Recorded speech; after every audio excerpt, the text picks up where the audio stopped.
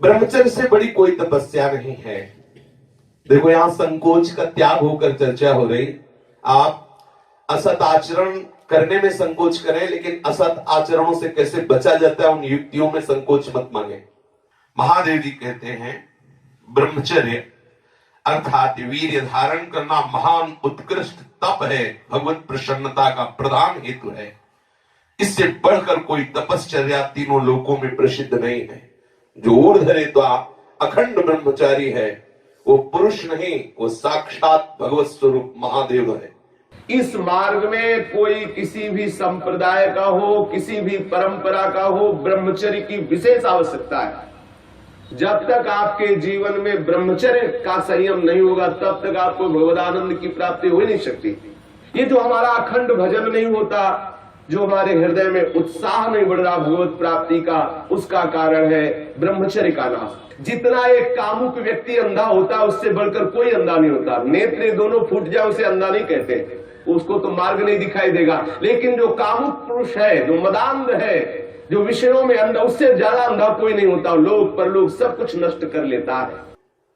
ब्रह्मचर्य की अपार महिमा है, परंतु आज हमारे नीच वातावरण में ब्रह्मचर्य को धूल धूसरित किया जा रहा है। ये महापुरुषों के वचन है, बिल्कुल अक्षरशः सत्य है। एकांत में चिंतन मनन करने के बाद आपकी श्रवणेंद्रिय तक पहुंच रही है बात। आज की नीचता, आज का मनोरंजन ब्रह्मचर्य को धूल धूसरित कर रहा है, ब्रह्मचर्य का नाश कर रहा है। कोई समझ ही नहीं रहा कि कितनी बड़ी हम भयानक गलती कर रहे हैं। ये वीर शक्ति हमारे प्रभु की अद्भुत कृपा है। अगर इस पर हम दृष्टि डालें तो आप जिस मार्ग में चलना चाहेंगे उस मार्ग में आपको बहुत बड़ा बल, बहुत बड़ा संबल, बहुत बड़ी सामर्थ्य मिलेगी ब्रह्मचर्य से। ये भगवान की कृपा शक्ति है। जो इसका पतन करते हैं निसंदेह हो किसी योग्य नहीं रह जाते। ब्रह्मचर्य का ह्रास जीवन का नाश अर्थात मृत्यु, संपूर्णतया सत्यनाश, सर्वनाश, मृत्यु, ब्रह्मचर्य नाश, सुख का नाश, आरोग्य का नाश, तेज का नाश, विद्या का नाश, बल का नाश, सामर्थ्य का नाश, स्वातंत्र का नाश, धर्म का नाश, भजन का नाश ब्रह्मचर्य के नाश पर है। यदि आपने ब्रह्मचर्य नष्ट कर दिया तो आप किसी काम के नहीं रह गए। आधार स्तंभ टूट गया तो चाहे जितना सुंदर भवन हो नष्ट हो ही जाता है। धर्मनाश होने से संपूर्णतया नाश माना जाता है। जिसका ब्रह्मचर्य नाश है वो कभी भी धर्म से युक्त नहीं रह सकता। हमारे स्वास्थ्य की संपूर्णतया वृत्तियों को बिगाड़ देने वाली ये चेष्टा है। मरणम बिंदु पातेन जीवनम बिंदु धारणात्। ये भगवान शंकर का अमिट सिद्धांत है कि जो वीर के साथ खिलवाड़ करता है वो साक्षात मृत्यु का वर्ण कर रहा है। जो वीर को रोकता है, धारण करता है, वो अमर है, वो भगवत स्वरूप हो जाता है। ब्रह्मचर्य ही जीवन है और ब्रह्मचर्य का नाश ही महान मृत्यु है। ब्रह्मचर्य ही स्वस्थता है, ब्रह्मचर्य का नाश ही महान रोगों का निमंत्रण है। जो अपने इस जीवन शक्ति, वीर शक्ति को नष्ट करते हैं उनका लक्षण है वो चिड़चिड़े स्वभाव के हो जाते हैं। थोड़ी सी बात में बहुत गर्म हो जाते हैं, दूसरों को अशांत बना देते हैं, खुद अशांत बने रहते हैं। थोड़ी थोड़ी बात में वो बहुत बड़े अपवित्र कार्य कर बैठते हैं। जिन्हें ब्रह्मचर्य व्रत रखने की बात जिनके जीवन में आए वो महाक्रोधी हो जाते हैं, ईर्ष्यालु हो जाते हैं, पापात्मा बन जाते हैं और घोर विषयों के गुलाम बन जाते हैं। जैसे जैसे उनकी जीवनी शक्ति नष्ट होती वैसे वैसे उनको लगता है कि विषय में सुख और है, इससे नहीं तो इससे, ऐसी वासना बढ़ करके उनकी महादुर्गति हो जाती है। यदि आप अपनी इंद्रियों को नियंत्रित नहीं किए, आपने अपने को संयम में नहीं रखा तो सबसे बड़ी मूर्खता कर रहे हो। आप ठगे गए, अपने आप से आप ठगे गए। सावधान, जिसने अपनी इस जीवनी शक्ति का अपव्यय कर दिया उसका जीवन नष्ट हो जाता है, कुछ भी करने लायक नहीं रहता। वो केवल एक नाटक होता रहता है, अंदर अंदर उसको वही चिंतन चलता रहता है उसी विषय सुख का। और अवसर आने पर ना प्रगट में अवसर ना आया तो चिंतन मात्र से। देखो, इस शरीर में कहीं भी वीर की शक्ति की थैली नहीं है। जैसे पित्त की थैली, ऐसे ऐसे अलग अलग, ऐसे कहीं भी कोई कोष नहीं है। कोई ऐसा शरीर में स्थान नहीं है जहां से आज भी डॉक्टर ऑपरेशन करके निकाल सके कि देखो ये वीर शक्ति का स्थान है। हर नस नाड़ी में वो व्याप्त शक्ति है। जब आप मन से संकल्प करते हैं उसी समय वो पूरे शरीर से संचित होकर एकत्रित हो जाती है। उस एकत्रित होने वाली नाड़ी का नाम है मनोवाह। और जिस समय आपने कामता पूर्वक संकल्प, आगे वर्णन आएगा, संकल्प किया उसी समय आप बेकार हो गए। वो भले किसी कारण से बाद में वो शक्ति नष्ट हो, लेकिन बेकार आप उसी समय से हो गए। इसलिए सावधानी पूर्वक गंदे क्रियाएं, गंदे लोगों का संग और गंदे विचारों को अपने अधीन किया जाए। ब्रह्मचर्य के अभाव में हृदय सूखने लगता है। भगवत प्राप्ति की क्या, संसार की उन्नति की भी भावना नहीं रह जाती। लोग परलोक सब उजड़ा हुआ नजर आता है।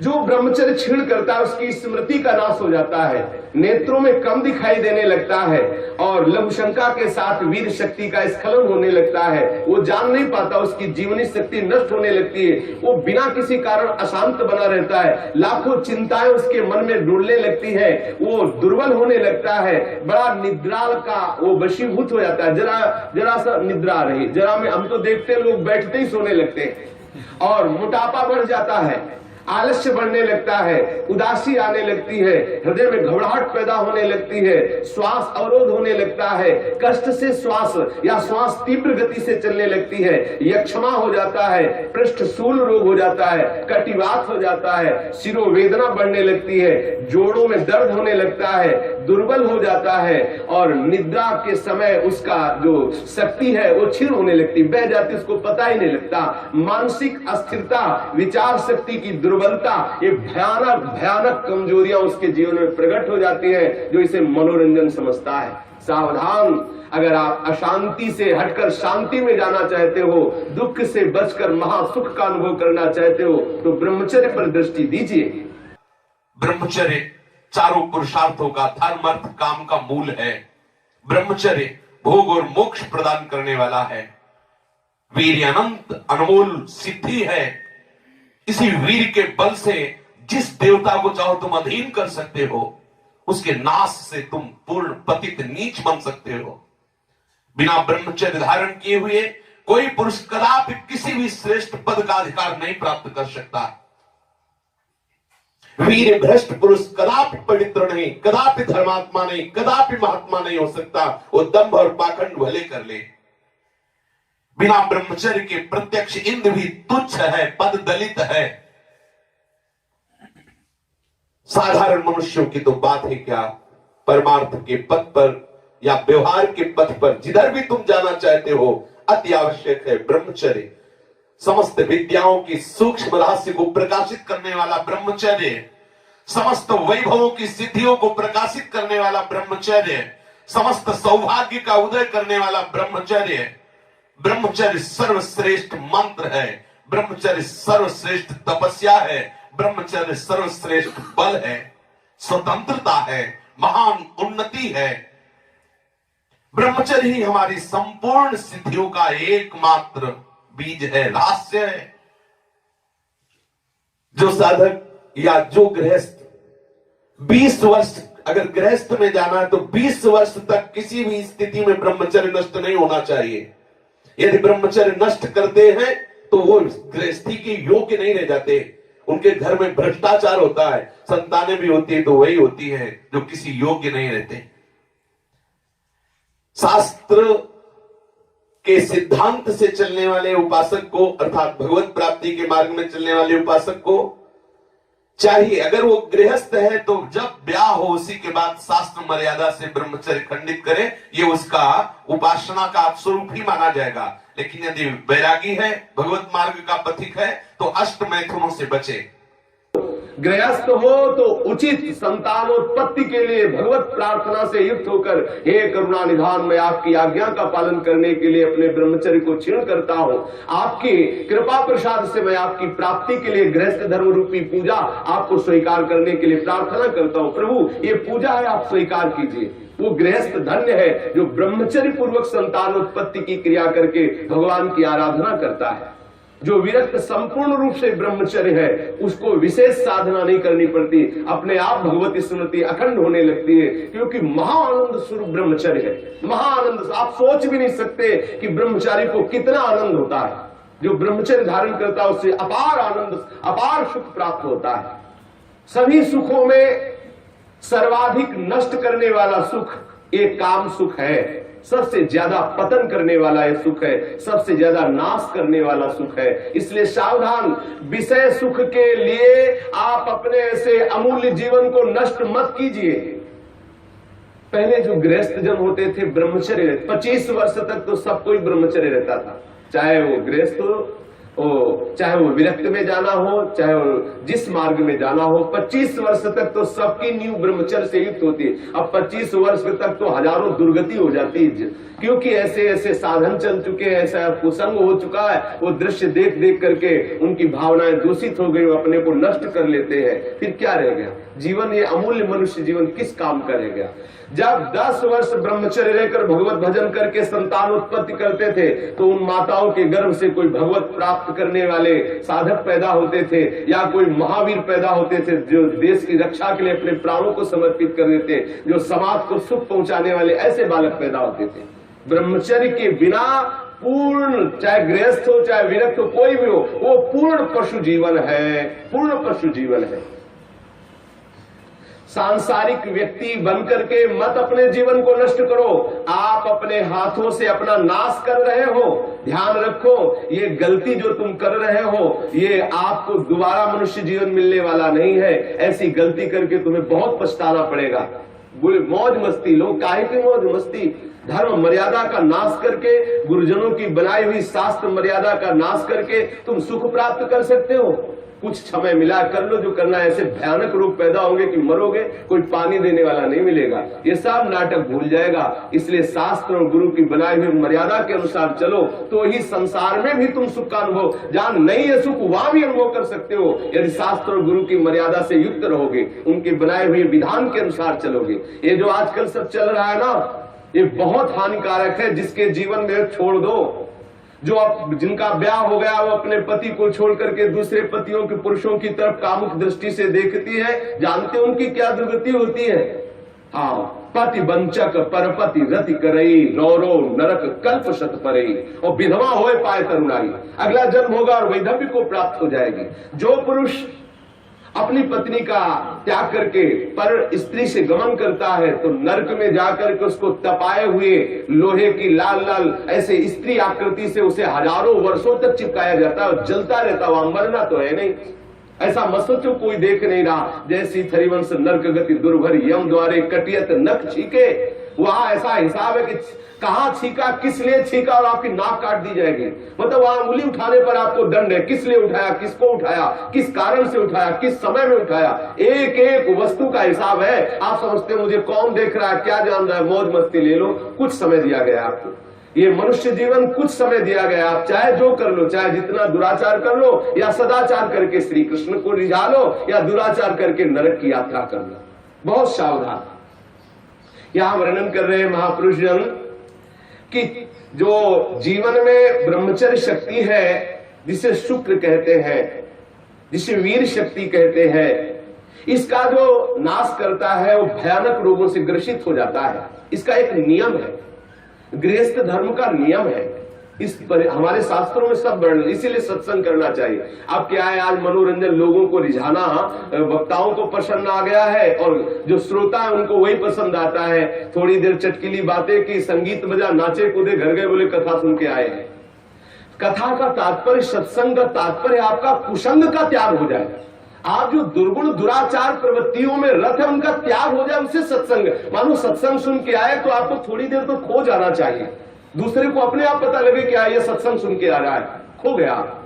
अपने अंदर की कमियों को देख देख करके वो रो रहा है, हे करुणा निधान, मैं इतना नीच हूं, अभी तक तो मैं जान ही नहीं पा रहा था कि ये गलतियां हैं, मैंने कितनी गलती की, हे करुणा निधान, अब मुझे इन गलतियों से उबारो। सत्संग वो वस्तु है जो अपनी ब्रह्मचर्य शक्ति को नाश करता है, तो उसकी शारीरिक शक्ति नष्ट हो जाती है।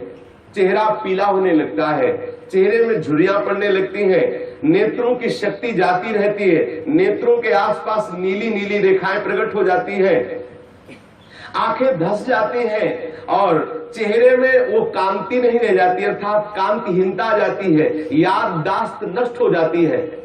वस्तु रख दी, भूल गए, कोई आज्ञा भूल गए। क्यों भूल गए? क्योंकि ब्रह्मचर्य नहीं, मेधा शक्ति क्षीण हो गई। भगवत स्मरण करोगे, कैसे भजन होगा? क्योंकि भजन वाली वस्तु तो आपने नष्ट कर दी। खिलवाड़ समझते हो क्या इससे? ये मनुष्य जीवन आपको मिला है भगवत प्राप्ति के लिए। सावधान, संतान भी प्रकट होगी तो महावीर और भगवान का प्रेमी महात्मा पैदा होगा यदि आप ब्रह्मचर्य से रहोगे। और कुमारगामी रहोगे तो अप्पू गप्पू पैदा होंगे, फिर जूतों से मारेंगे आपको और बुढ़ापे में पानी नहीं देंगे, सड़ोगे ऐसे पड़े। जो सावधानी पूर्वक इसकी रक्षा नहीं करते उनको अनेक बार बड़ी बड़ी भारी विपत्तियों को भोगना पड़ता है। आप क्या समझते हो? जिस वीर शक्ति से ऐसे सुंदर संतान की उत्पत्ति होती है, उसी वीर शक्ति को आप मनोरंजन में नष्ट कर रहे हैं। ये हत्या है, हत्या। शास्त्र वर्णन करते हैं आपको भोगना पड़ेगा उसका दंड। जैसे माताओं के गर्भ में पलते हुए शिशु को वो गर्भ हत्या जैसे पाप कर देती है, ऐसे पुरुषों को सावधान रहना चाहिए। संतानोत्पत्ति के निमित्त से किया गया ब्रह्मचर्य खंडित भगवत उपासना माना जाएगा और अपनी वासना से प्रेरित होकर ब्रह्मचर्य नष्ट करना या अन्य उपायों से ब्रह्मचर्य नष्ट करना वो हत्या में लिखा जाएगा। इसीलिए अंतःकरण मलिन हो जाता है और भगवत भजन का केवल वो एक क्रिया मात्र होने लगता है, आनंद का अनुभव नहीं होता। आपको यदि भगवत प्रेम प्राप्त करना है, भगवत भक्ति प्राप्त करना है, तो आप अपनी इस जीवनी शक्ति की रक्षा कीजिए। आप अपनी जो आंतरिक वृत्ति कामुक हो चुकी है उसको संभालने की चेष्टा कीजिए। जो अपने इस स्नायु तंत्र को पुष्ट रखना चाहते हैं उनको अपनी इस मूर्खता को खोना होगा। क्या मूर्खता? वो सोचते हैं कि मैं विषय में अपनी ब्रह्म शक्ति को नष्ट करके, बादाम पा करके, दूध पी करके, मकरंद ध्वज खा करके और अपने को फिर पुनः पुष्ट कर लेंगे। ध्यान रखना, ये जितना पाओगे उतनी वासना पुष्ट होगी। जिसके चेहरे की तरफ देखो ऐसा लगता है जैसे किसी मकान में आग लगा दी जाए तो फिर वो मकान की शोभा क्या होती है। ऐसे जिसके जीवन में पुण्य नहीं रह गए, भगवत आराधन नहीं रह गया, ब्रह्मचर्य नहीं रह गया, सदाचार नहीं है, बड़ों का सम्मान नहीं, उसका जीवन क्या है? जीवन कैसा पशुवत जीवन हो रहा है। छोटे छोटे अभी बच्चे 15-16 वर्ष के माता पिता के अवहेलना करके मनमाना आचरण करते हैं। ये जो ब्रह्मचर्य, इस पर विशेष ध्यान दिया जाए। यदि हम ब्रह्मचर्य पर ध्यान नहीं देते तो स्मरण शक्ति का नाश, शरीर में मोटापा, दिल की कमजोरी, अस्मायिक वृद्धावस्था का प्रकट हो जाना, नपुंसकता, नेत्रों के रोग बढ़ना और नाना प्रकार से अंदर ही अंदर सब खोखलापन हो जाना। ऊपर से हष्ट पुष्ट दिखाई देंगे लेकिन अंदर से पूरी शक्ति का नाश हो जाने के कारण वो मूर्ख हो जाते हैं। मतलब बुद्धि भी मूर्ख हो जाती है, शरीर भी शिथिल हो जाता है, किसी काम के नहीं रह जाते हैं। ये मत समझो कि इतना ही सुख है, यहां तो सुख है ही नहीं। ये जो बच्चे, बच्चियां, माताएं, बहनें या पुरुष अपनी वासना का शिकार हो चुके हुए हैं, उनको खेद करना चाहिए बात सुनकर और सावधानी पूर्वक आगे बढ़ना चाहिए परमार्थ में। गलती का पोषण नहीं करना चाहिए। आज हमारी ऐसी बेईमानी है कि हम अंदर की इन गलतियों को छुपाते हैं और थोड़ा सा भी गुण होगा तो उसका प्रचार करने लगते हैं। अंदर की गलतियों को गलती मान करके उनको दूरी किया जाए, चाहे वो बच्चा हो, चाहे वो जवान हो, चाहे बूढ़ा हो। गलतियों को छोड़ करके भगवत मार्ग में आगे बढ़ो तो आनंद का अनुभव होगा। ये प्राणों की पूर्ण शक्ति है, जीवनी शक्ति है, इसे व्यर्थ में नष्ट मत करो। सावधान हो। देखो आप थोड़ी देर ब्रह्मचर्य रह करके देखो, आपके नेत्रों में चमक आ जाएगी, आपके कपोलों पर लावण्य आ जाएगा, आपके हृदय में बिना कुछ किए एक आनंद की लहर सी दौड़ती रहेगी। थोड़े दिन रह के देखो। कुछ दिन ब्रह्मचर्य रहने पे कष्ट का अनुभव होता है। जब अंदर वासना होती है ना, वो प्रेरित करती है। जैसे जैसे ब्रह्मचर्य बढ़ता वैसे वैसे अंदर आह्लाद होता है। वो हम आह्लाद को नहीं सह पाते तो लगता है कि यदि ब्रह्मचर्य क्षीण हो जाए तो मुझे सुख मिलेगा, ऐसा लगता है। यदि सत्संग हो और भजन पूर्वक हम जीवन व्यतीत करें, सदाचार पूर्वक भोजन शुद्ध हो, तो कुछ ही महीने में वो ब्रह्मचर्य जब पकने लगता है, थोड़ा सा आनंद अनुभव होते सहने लगता है, पहले तो थोड़ा कष्ट होता है। अगर 1 वर्ष ठीक ब्रह्मचर्य रह जाए और कुसंग ना हो तो इतना आनंद उसको अनुभव होने लगेगा, देखेगा नहीं इसी नारकी खेलों की तरफ, इधर संसार के इन दुर्गुण दुराचारों की तरफ देखेगा भी नहीं, पर कुसंग ना होने पावे। अगर कुसंग होगा तो 20 वर्ष ब्रह्मचर्य रहने के बाद भी पतित हो जाएगा। कुसंग से सर्वदा बचता रहे। 1 वर्ष अगर ब्रह्मचर्य हो सकता है, थोड़े दिन कठिन लगे क्योंकि गलत अभ्यास हो गए, 1 वर्ष ब्रह्मचर्य रहिए। अपने आप स्वाभाविक जो क्रिया होती है उस पर दृष्टि मत डालिए, आप अपने संकल्प से कोई गलत कार्य मत कीजिए और ब्रह्मचर्य रहिए, तो आपको आनंद का अनुभव होने लगेगा। भजन करना नहीं पड़ता, अपने आप भजन होता है। नींद कम हो जाती है, आसनों पर जितनी देर चाहो आराम से बैठ सकते हो, और कोई भी रोग हो वो अपना पूरा प्रभाव नहीं डाल सकता, क्योंकि आपके अंदर ब्रह्म शक्ति विराजमान है। जो ब्रह्मचर्यहीन हो जाता है वो भजन का लाभ नहीं ले सकता है।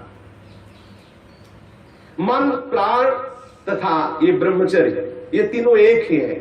जिसका ब्रह्मचर्य ठीक, उसके प्राण सूक्ष्म हो जाते हैं और मन शांत होने लगता है। जिसका ब्रह्मचर्य ठीक नहीं, स्थूल प्राण होने लगते हैं। पहचान है, ऐसे भैंसे की जैसे श्वास निकलती, जब सोते तो बड़े भारी ऐसे घोटे शोरगुल होता है, स्थूल प्राणों का लक्षण है। और मन उनका चंचल होता है, उनकी श्वास, उनका मन, उनका ब्रह्मचर्य, तीनों क्षीण होने से फिर न कोई भजन होता है, न कोई साधन होता है, न कोई चिंतन होता है। जिसकी श्वास स्थूल होती, मन चंचल होता है, उसका चिंतन एकाग्र नहीं होता है। ये बहुत काम की बात है, इसे संभाल कर रखिए। मत समझिए कि कोई साधारण बात हो रही, इसको संभाल लीजिए। यदि आप विरक्त हैं तो संपूर्ण रूप से आप सावधान हो जाइए। यदि गृहस्थ हैं तो संयम में आ जाइए। एक पत्नी व्रत धारण करते हुए, संतानोत्पत्ति की भगवत पूजा का भाव रखते हुए ही गृहस्थ धर्म में ब्रह्मचर्य को खंडित कीजिए, अन्यथा ब्रह्मचर्य को धारण कीजिए। सावधान रहिए।